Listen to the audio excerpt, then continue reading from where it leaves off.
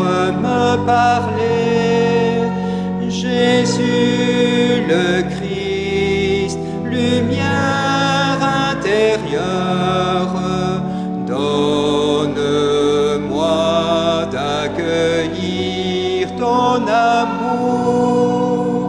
Jésus le Christ, lumière intérieure, ne laisse pas mes ténèbres me parler. Jésus le Christ, lumière intérieure, donne-moi d'accueillir ton amour. Au nom du Père et du Fils et du Saint-Esprit, Amen. Que le Dieu de l'espérance nous donne en plénitude la paix dans la foi et que le Seigneur soit toujours avec vous. Merci d'être là ce matin. Unis à tout le royaume, nous venons ici pour rendre hommage. Nous venons d'abord, que nous soyons croyants ou que nous ne le soyons pas, pour dire que nous sommes avec. Comme chrétiens, nous venons aussi vivre cela dans la prière, avec cette certitude que le Seigneur, depuis Noël, nous a dit qu'il était Dieu avec nous. Et dans cette certitude aussi qu'il a dit « Ce que vous avez fait au plus petit d'entre les miens, c'est à moi que vous l'avez fait ». C'est donc ces deux choses-là que nous vivrons. Comme le Seigneur, nous voulons être avec ceux qui ont perdu la vie, mais que le Seigneur aura accueillis, les bras grands ouverts. Être avec les familles en deuil. Être avec ceux qui ont perdu une maison, un emploi, un lieu où ils travaillaient.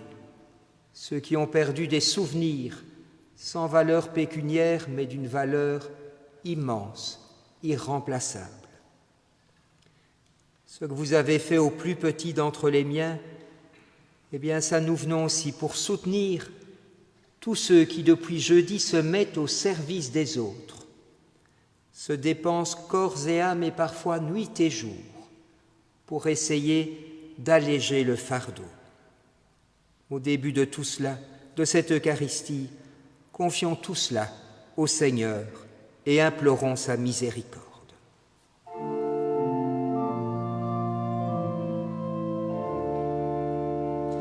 Kyrie eleison, Kyrie eleison.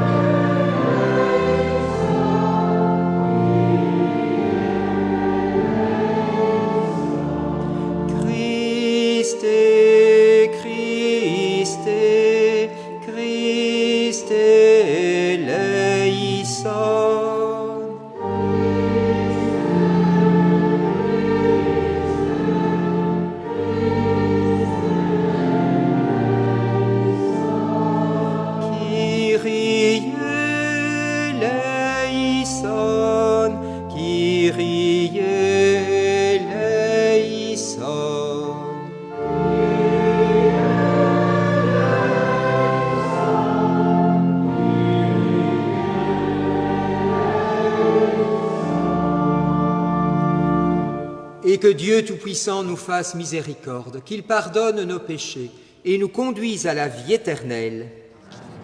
Prions. Père, tu es l'amour. Prends pitié de tes enfants.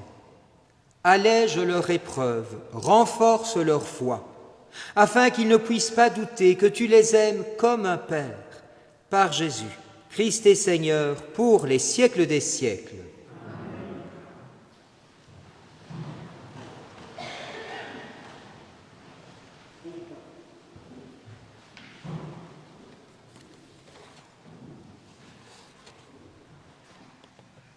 Lecture du livre de l'Exode. En ces jours-là, Moïse étendit le bras sur la mer. Le Seigneur chassa la mer toute la nuit par un fort vent d'est. Il mit la mer à sec et les eaux se fendirent.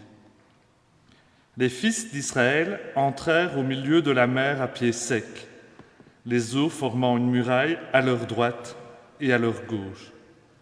Les Égyptiens les poursuivirent. Tous les chevaux de Pharaon, ses chars et ses guerriers entrèrent derrière eux jusqu'au milieu de la mer. Aux dernières heures de la nuit, le Seigneur observa depuis la colonne de feu et de nuée l'armée des Égyptiens, et il la frappa de panique. Il faussa les roues de leurs chars. Ils eurent beaucoup de peine à les conduire. Les Égyptiens s'écrièrent « Fuyons devant Israël, car c'est le Seigneur qui combat pour eux contre nous. » Le Seigneur dit à Moïse « Étends le bras sur la mer, que les eaux reviennent sur les Égyptiens, leurs chars et leurs guerriers. » Moïse étendit le bras sur la mer. Au point du jour, la mer reprit sa place. Dans leur fuite, les Égyptiens s'y heurtèrent, et le Seigneur les précipita au milieu de la mer. Les eaux refluèrent et recouvrirent les chars et les guerriers, toute l'armée de Pharaon qui était entrée dans la mer à la poursuite d'Israël. Il n'en resta pas un seul. Mais les fils d'Israël avaient marché à pied sec au milieu de la mer, les eaux formant une muraille à leur droite et à leur gauche. Ce jour-là, le Seigneur sauva Israël de la main de l'Égypte, et Israël vit les Égyptiens morts sur le bord de la mer. Israël vit avec quelle main puissante le Seigneur avait agi contre l'Égypte. Le peuple craignit le Seigneur. Il mit sa foi dans le Seigneur et dans son serviteur Moïse. Alors Moïse et les fils d'Israël chantèrent ce cantique au Seigneur.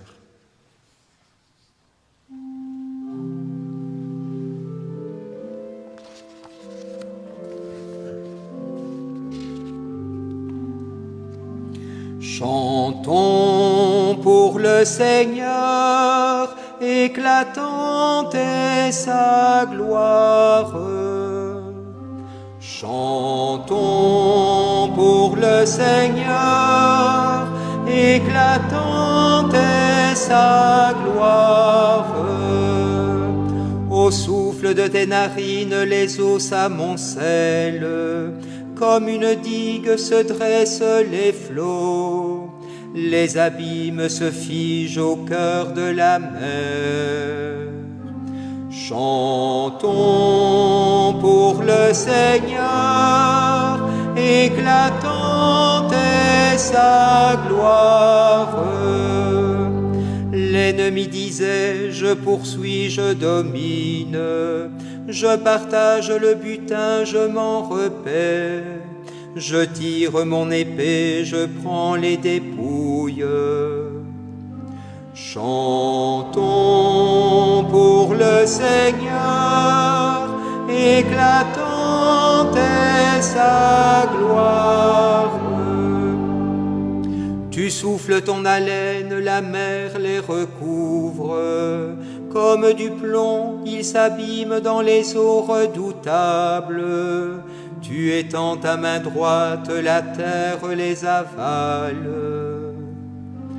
Chantons pour le Seigneur, éclatante est sa gloire. Par ta fidélité, tu conduis ce peuple que tu as racheté. Tu les amènes, tu les plantes sur la montagne, ton héritage, le lieu que tu as fait, Seigneur, pour l'habiter, le sanctuaire, Seigneur, fondé par tes mains. Chantons pour le Seigneur, et éclatante est sa gloire.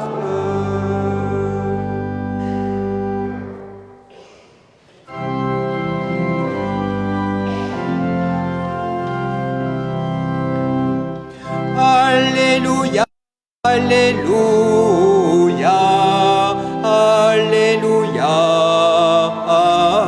Amen. Alléluia, Alléluia, Alléluia, Amen. Si quelqu'un m'aime, il gardera ma parole, dit le Seigneur. Mon Père l'aimera et nous viendrons vers lui. Alléluia, Alléluia, Alléluia, Amen. Alléluia, Alléluia, Alléluia, Amen. Le Seigneur soit avec vous. Évangile de Jésus-Christ selon saint Matthieu. En ce temps-là, comme Jésus parlait encore aux foules, voici que sa mère et ses frères se tenaient au dehors, cherchant à lui parler. Quelqu'un lui dit : « Ta mère et tes frères sont là dehors qui cherchent à te parler. » Jésus lui répondit : « Qui est ma mère et qui sont mes frères ?» Puis, étendant la main vers ses disciples, il dit : « Voici ma mère et mes frères. Car celui qui fait la volonté de mon Père qui est aux cieux, celui-là est pour moi un frère, une sœur, une mère. » Acclamons la parole de Dieu.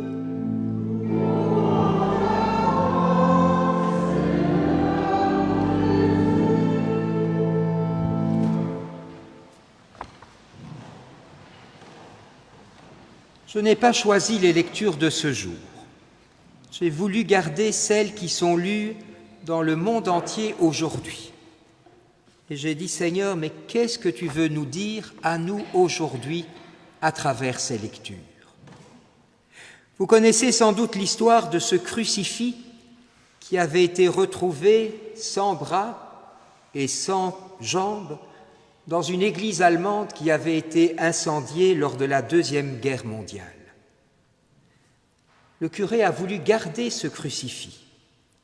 Et quand on a reconstruit l'église, c'est ce crucifix tel quel qu'il a placé dans l'église.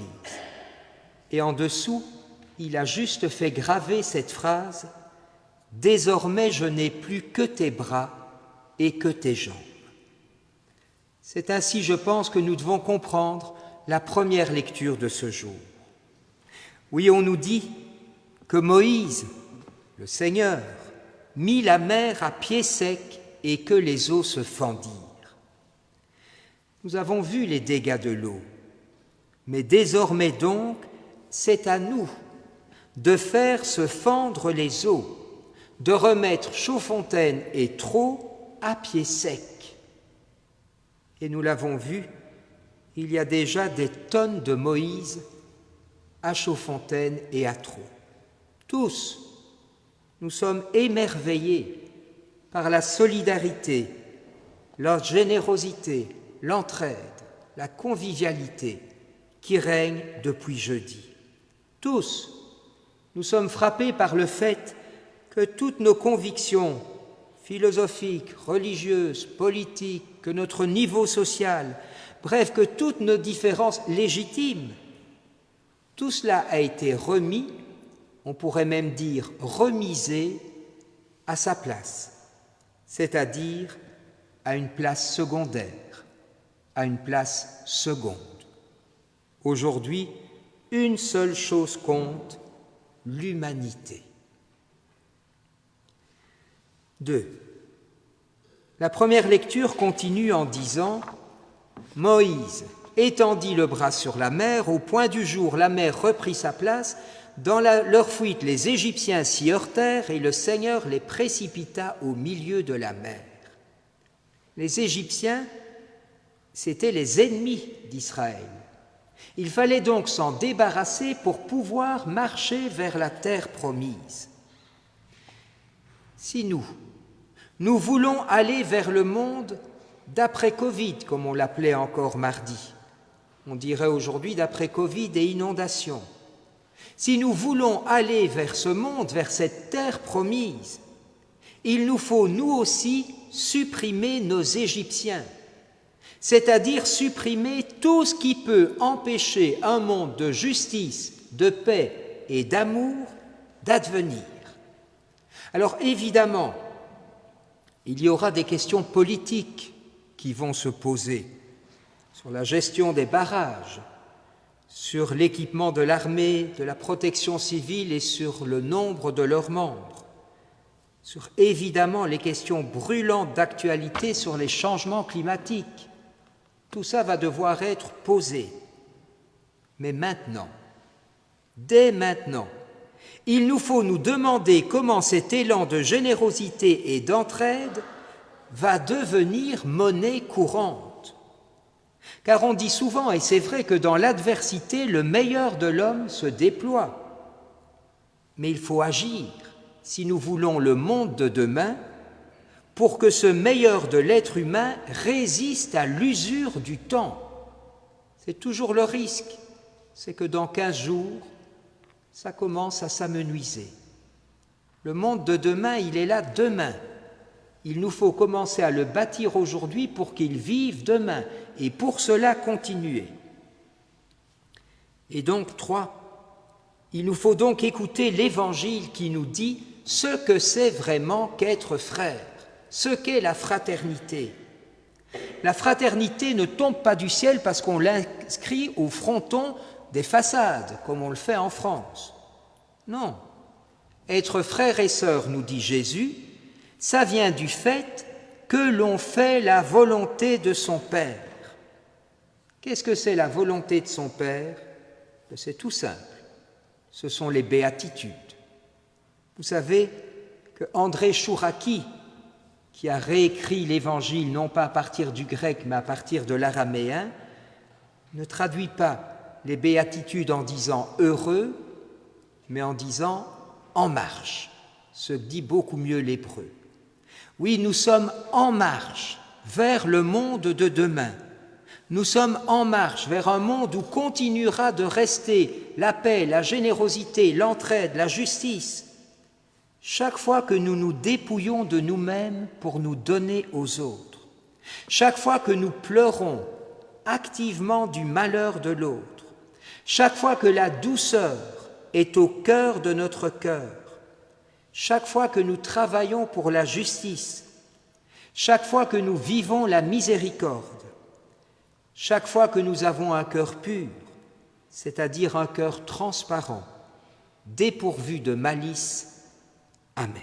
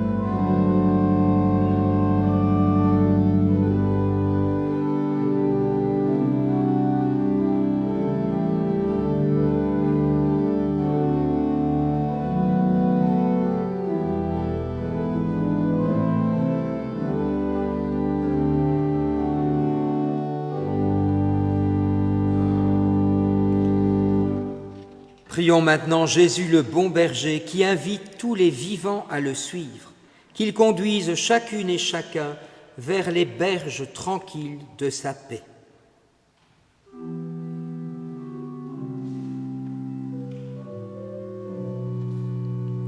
Viens, Seigneur, et sauve-nous. Viens,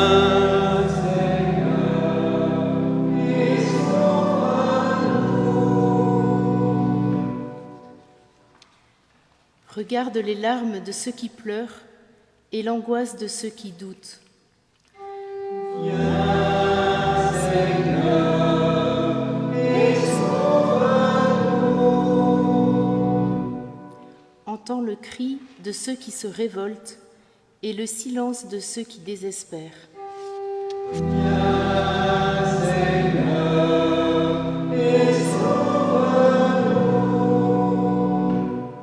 Viens au secours de ceux qui t'appellent et au devant de ceux qui t'ignorent.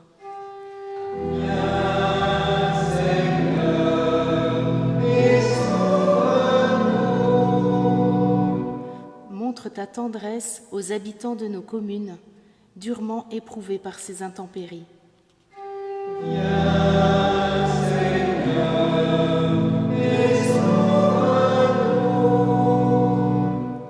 Bénis celles et ceux qui se sont mis à leur service ou à leur écoute.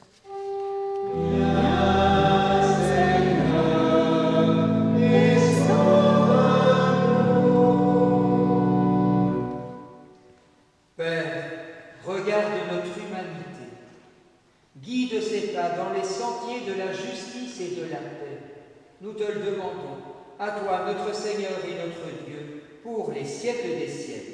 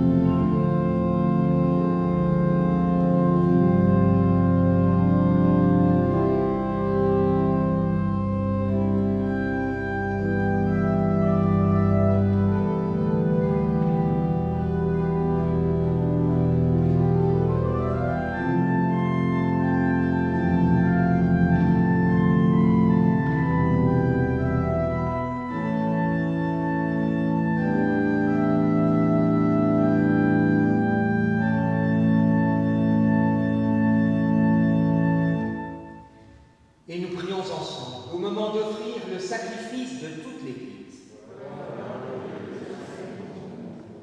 Père, accepte ce pain et ce vin que nous présentons avec foi au milieu de nos épreuves. Détruis en nos cœurs les germes de révolte et transforme-nous en offrande paisible par Jésus, le Christ, notre Seigneur. Amen. Le Seigneur soit avec vous.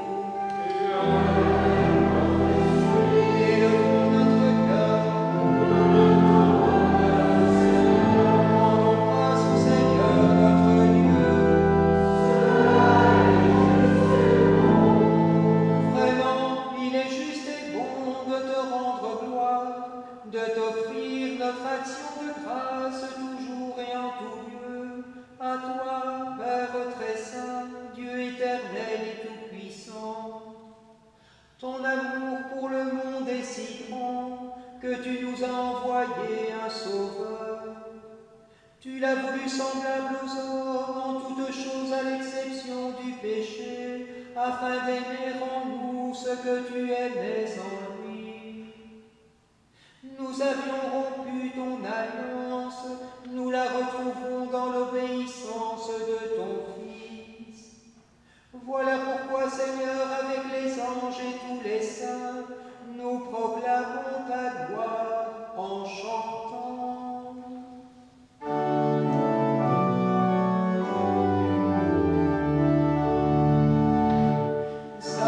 Deus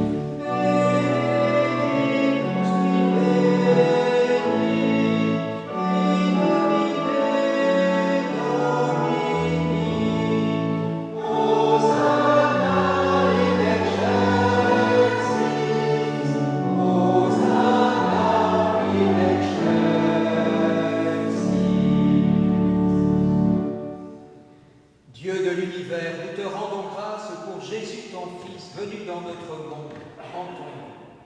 Il est la parole qui sauve les hommes. Il est la main que tu tends aux pécheurs. Il est le chemin par où nous arrive la véritable paix. Alors que nous étions loin de toi, Dieu notre Père, c'est par lui que tu nous as fait revenir. C'est lui, ton propre Fils, qui a été livré au pouvoir des hommes, afin que nous soyons par sa mort en paix avec toi et entre nous. Aussi pouvons-nous maintenant célébrer en reconnaissance le mystère de cette réconciliation qu'il nous a lui-même obtenue. Nous t'en prions, Père, sanctifie ces offrandes par la puissance de ton Esprit, alors que nous accomplissons ce que Jésus nous a dit de faire. Au cours du repas qu'il partageait avec ses disciples, avant de s'offrir à toi pour notre libération, il prit le pain en te rendant grâce. Il le rompit de ses propres mains et le donna aux disciples en leur disant : « Prenez et mangez-en tous. Ceci est mon corps livré pour vous. »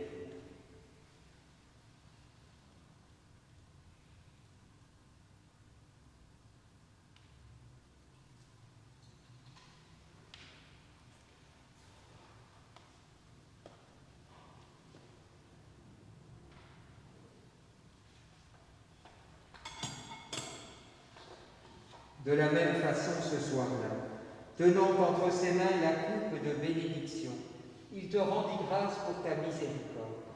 Puis il donna la coupe à ses disciples en leur disant : « Prenez et buvez-en tous, car ceci est la coupe de mon sang, le sang de l'alliance nouvelle et éternelle, qui sera versé pour vous et pour la multitude en rémission des péchés. Vous ferez cela en mémoire de moi. »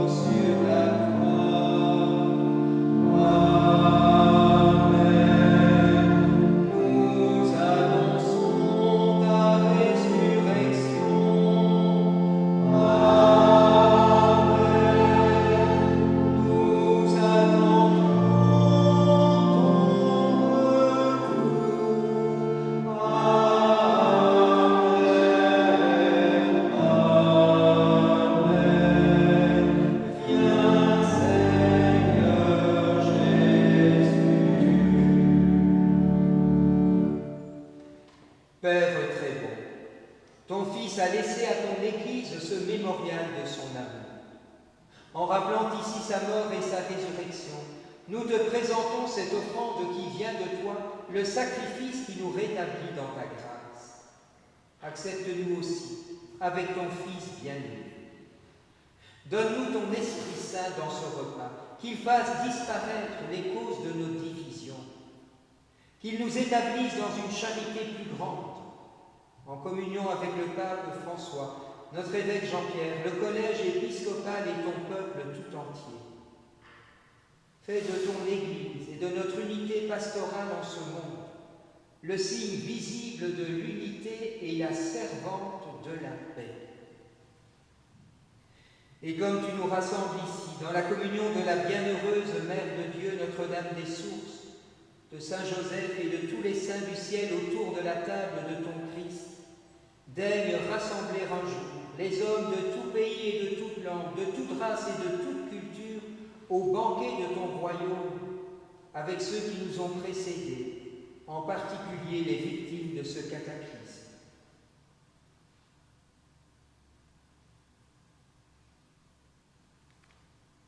Alors nous pourrons célébrer l'unité enfin accomplie et la paix définitivement acquise par Jésus, le Christ et notre Seigneur. Par lui, avec lui et en lui, à toi Dieu le Père Tout-Puissant, dans l'unité du Saint-Esprit, tout honneur et toute gloire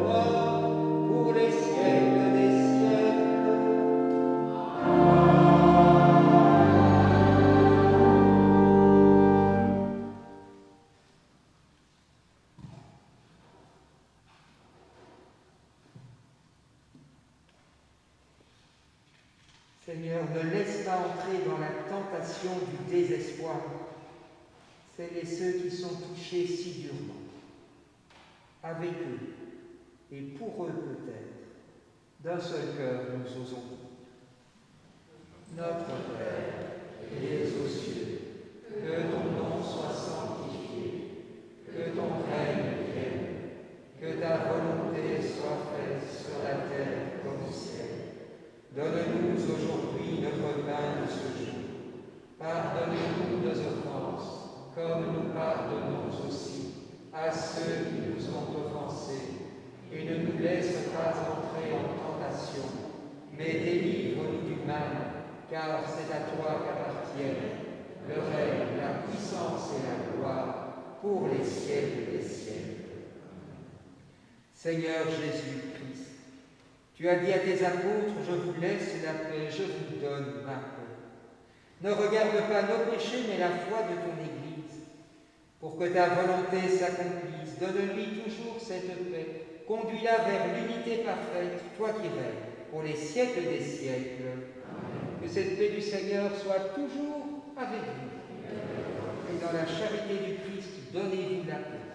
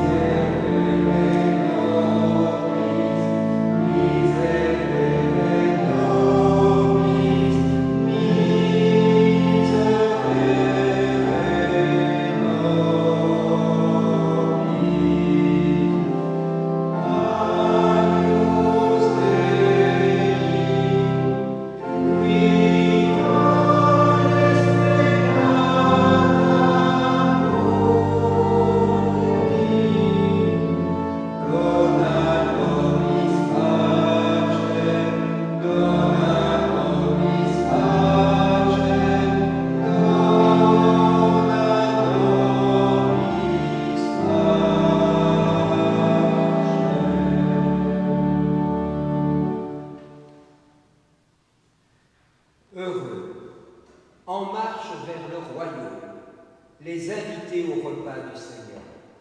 Le voici, lui, l'agneau de Dieu qui enlève le péché du monde. Seigneur, je ne suis pas digne de te recevoir, mais dis seulement une parole et je serai guéri.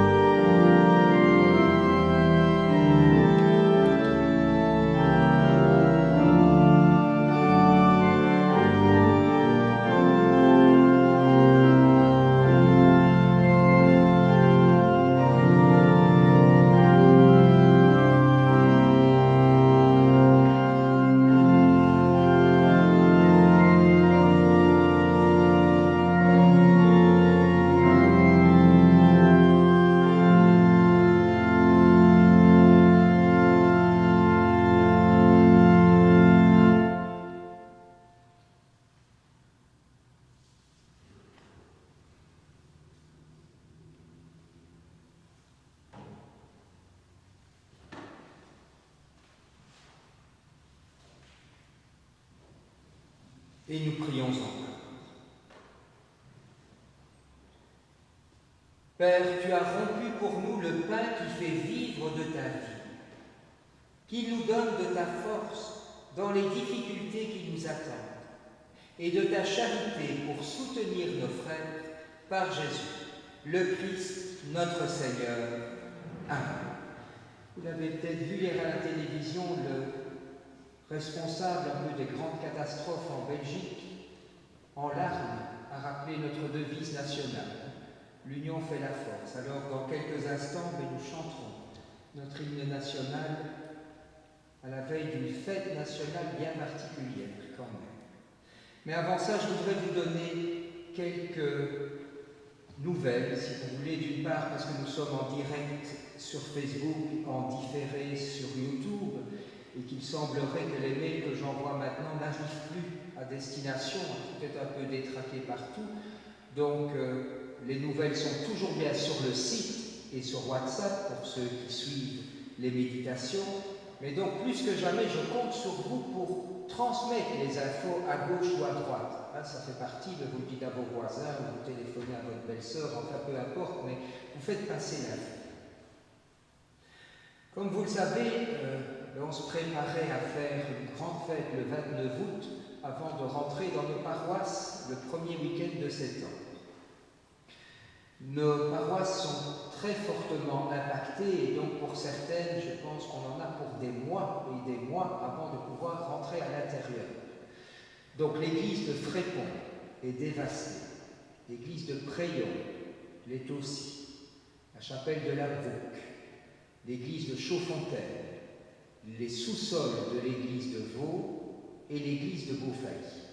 Tout ça, ça fait énormément de choses. Donc, plus que jamais, Vaux sera notre paroisse référentielle puisqu'il reste Vaux, Ninal, Meaille et Angers. C'est tout ce qui reste dans notre unité pastorale pour l'instant comme église. Mais comme je l'ai dit, la résidence principale du Seigneur, c'est l'être humain. Donc sa résidence principale qui est à Moché, c'est d'abord toutes les maisons et tous les gens qui sont là. Les églises ne sont que sa résidence secondaire. Et donc, évidemment, c'est dramatique. C'est pas moi le curé qui vais vous dire que je me réjouis que les églises soient hautes, évidemment. Mais il faut garder un ordre. D'abord, les gens là où ils vivent et qui n'ont plus rien pour vivre. Donc, on vivra bien quelques mois en plus à vous. Cet après-midi, je ferai une réunion de responsables ou de membres des fabriques d'église pour voir un peu comment on va essayer de gérer tout ça au niveau des assurances. Donc l'évêché m'a donné la marche à suivre qu'ils ont reçue par ailleurs, mais enfin c'est bien de la partager. Nous continuerons à dire les messes dominicales à Vaux. Pourquoi ? Pour deux raisons. La première, que Vaux, c'est notre église habituelle quand nous sommes ensemble. La deuxième, c'est que Vaux, c'est vraiment une église au cœur du cyclone, au cœur de la catastrophe. Et je pense qu'il est bien au milieu de tout ce qui peut être mort là-bas, en tout genre, qu'il y ait un lieu de vie. Pour moi, c'est fondamental que le pape n'arrête pas de nous dire que nous devons aller aux périphéries. Alors on pourrait être ici bien au sec, bien relax ici en Bourg, mais je pense que, aujourd'hui on a dû le faire forcément, pris par le temps, mais je pense que ce n'est pas notre place. Notre place, elle est au milieu, aux périphéries. Alors, la toute grosse majorité de l'église de Vaux, comme d'autres églises d'ailleurs, celle de Nesson-Vaux, celle de Forêt, et sans doute que d'autres vont encore l'être, sont occupées par des dons qui arrivent de toutes sortes. Et l'évêque a bien dit que toutes les églises où c'était possible, il fallait les ouvrir pour accueillir tout. Donc il se peut qu'ici, ça le devienne aussi. J'ai donc dit aux responsables des deux communes, aux deux bourgmestres, qui n'avaient même pas d'autorisation à demander, les églises sont à leur entière disposition. Point. Pour combien de temps ? Pour autant de temps qu'il le faudra. Dans l'église de Vaux, nous allons quand même garder une petite partie pour pouvoir célébrer. Une cinquantaine, une soixantaine de chaises, et puis il y a toujours des places debout pour ceux qui sont plus valides. Donc ce week-end, messe à 17h samedi, 10h et 11h15 dimanche, avec le Te Deum, on maintient tout. même si nous sommes en petit nombre. J'ai besoin, à l'armée on appelait ça, il y avait les TTR, les troupes de transmission, on appelait ça les troupes torchon-raclette. J'ai besoin de troupes torchon-raclette vendredi à 2 heures à l'église de Vaux. Mais je dirais surtout à des gens, soit qui peuvent, normalement la circulation sera rétablie, enfin, je dirais surtout à des gens qui peuvent venir en partie à pied ou à vélo, etc., qui amènent leurs torchons et leurs raclettes. Donc il faudra essayer de mettre tous les colis qui sont déjà triés et ceux qui ne sont pas triés à un certain endroit pour garder un endroit pour le culte, à donner un fameux coup de balai et de torchon, vous vous rendez bien compte en quel état il doit être, parce que tout n'était que boue à côté, installer des chaises, un hôtel, un train, enfin, à mon avis, si on est une vingtaine, en 2 heures de temps, tout sera fait. Et donc je compte sur tous ceux qui auraient un peu de temps et un peu de santé, surtout pour venir nous aider vendredi à 14 heures à vous. Il est prévu le samedi matin un tri dans l'église de... Il était déjà prévu samedi matin, mais donc c'est ça, nous allons dégager quelque chose pour que samedi matin, les CPAS, etc., les bénévoles puissent trier. Alors oui. Par ailleurs, il me demande de vous dire qu'il ne faut absolument plus des vêtements. Tout croule sous les vêtements. Donc plus de vêtements. Il faut malheureusement rappeler aussi, j'en ai été témoin, qu'on a apporté des godasses déchirées, déchiquetées, des vêtements d'enfants souillés, pour ne pas dire autre chose, que parfois des gens utilisent les appels aux dons pour vider leur grenier, et des vivres non périssables périmés depuis plus d'1 an. Donc voilà, veillez à ce que ceci ne soit pas l'occasion de vider vos maisons, quoi. C'est de donner ce qui est nécessaire. Nous nous rendons bien compte aussi que ce dont on va avoir besoin pour, me disait Daniel Baclen, pas des mois, mais des années, c'est de l'argent. Alors on a réfléchi avec l'évêque, avec les doyens, on a donc fait un appel aux dons qui sera distribué au Saint-Vincent de Paul. Pourquoi? Parce que les Saint-Vincent de Paul, en même temps, sont le lien du niveau chrétien. Saint-Vincent de Paul, il travaille toujours avec les CPAS, niveau communal. Donc, je vous mettrai sur le site, sur les billets paroissiaux, sur WhatsApp, enfin, et quand je pourrai renvoyer des mails sur les mails, un numéro de compte où vous avez en plus la déduction fiscale. Donc, il faut envoyer sur ce compte-là de préférence, ce sera redistribué à toutes les Saint-Vincent de Paul des endroits sinistrés, quoi. Et là, je vous dis, il faudra. Et vous savez que, comme d'habitude, ce qu'ils préfèrent, tant mieux si vous faites un don, mais ce qu'ils aiment par-dessus tout, c'est des ordres permanents. Même si c'est un ordre permanent de 5 €, mais au moins ça leur permet de pouvoir imaginer un budget. Ils préfèrent 10 fois 5 € que 1 fois 50 €. C'est plus simple pour eux. Alors, voilà, vous vous arrangez, mais on n'est pas sorti de l'auberge. Mais voilà, nous avons la foi, l'espérance et l'amour par-dessus tout. Donc on y arrivera, mais vous imaginez bien, je ne peux pas vous donner tout ce qu'on imaginait, maintenant est en suspens. Donc ça va nous apprendre à vivre au jour le jour. Eh bien, je vous invite, avant la bénédiction, à nous tourner vers nos couleurs et à chanter ensemble notre hymne national.